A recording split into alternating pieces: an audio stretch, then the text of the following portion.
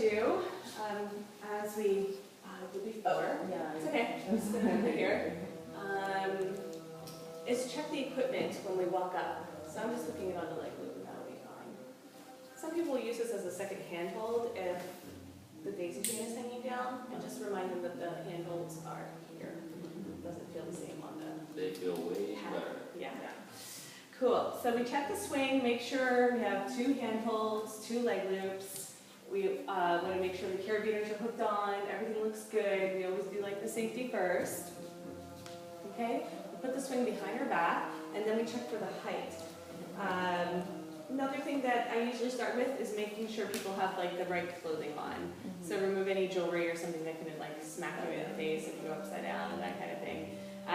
Earrings are fine, but in general, like if something gets if something gets all tangled, we just want to remove the obstacles, especially like belts or anything around the waist too. We need to Ganesh 5 before we go. Remove obstacles. Nice. So when we get into the swing, we're going to put it behind our back, and then we just check to see how the height is when we sit straight down. So most people, when they sit down, they go like this, and they bring their shoulders up to their ears, and it just looks really weird. So we want to teach people how to engage their lats. So basically engaging your lats, those side muscles that pull your shoulder blades down, creates space in the neck. So even when I say pull their shoulder blades down, they don't quite get the lat. We're teaching this engagement.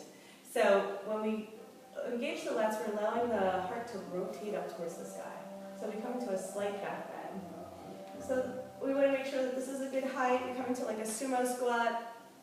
We're going to use our leg loops here. It's just little marionette handholds.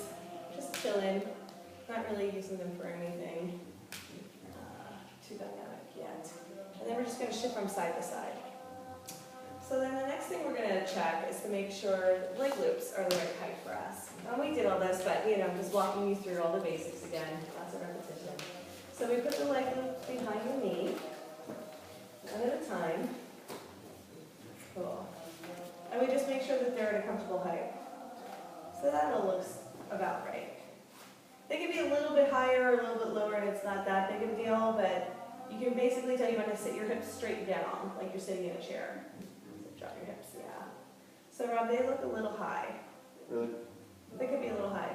But if you're comfortable, that's fine. You can just decide, because what happens is when we switch to the ankle hold, if they're really high, then it just, instead of, like, see how Hart's feet are kind of more pointing, your feet are pointing straight up, it's just different. Because then when we do Baddha Konasana and then pull, it's just going to be a different experience. So you can play with that. Usually I will have the individual kind of decide if they're more pro style. Otherwise, I'll just say, okay, let's adjust that for you. So that's how we start, by just checking out the equipment, making sure everything feels good, making sure people have the right clothing. Also, if somebody's eaten recently, it can be an issue for going upside down. So if somebody's like, oh, I'm so full, I'll just start out with like a lot of upright poses, and then just take it from there. So cool. So any questions about that? All straightforward, right? Feels good?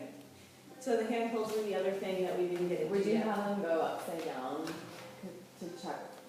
For the head thing? But not if yet. you've centered it for like your height, you can probably tell like if they're taller. Yeah, not yet.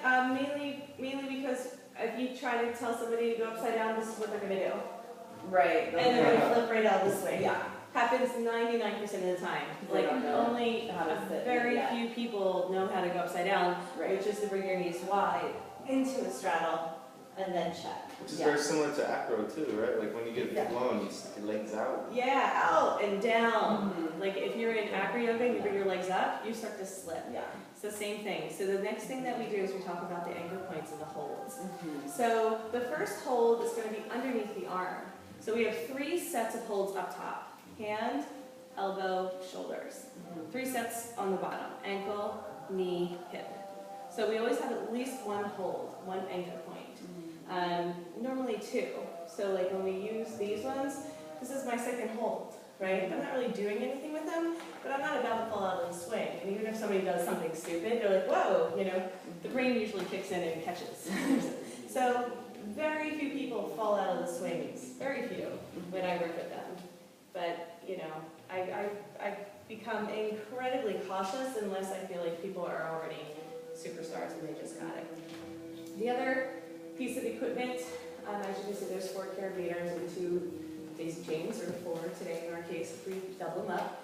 We're going to hold onto our handhold to make sure that they're similar in height. That's better. Cool.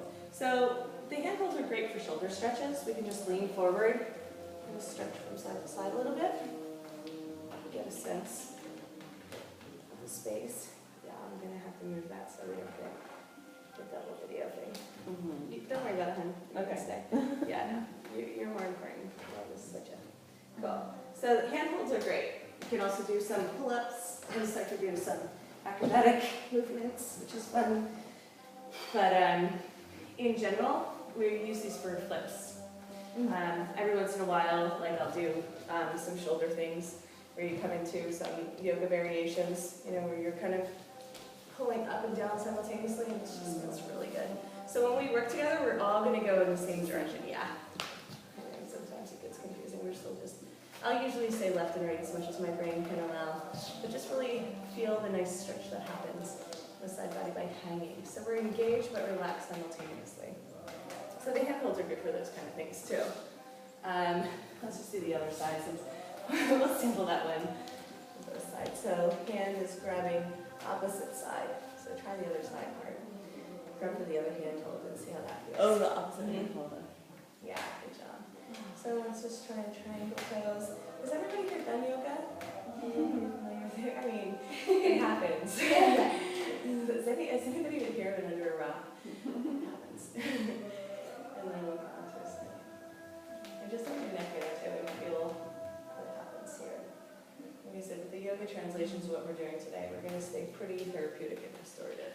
So usually what I like to do is just let people play.